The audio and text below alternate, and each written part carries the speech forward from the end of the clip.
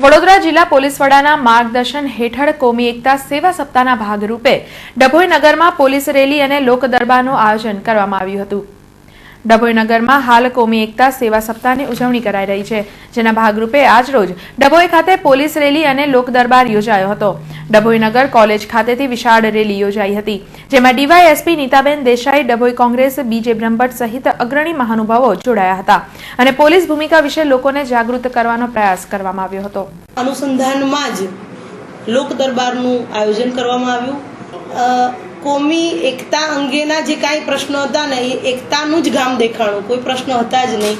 કદાચ ગામમાં જે કંઈ એકાદ બે નાની મોટી સમસ્યા છે એનો હલ જોડે બેસીને અમે આવી દઈશું।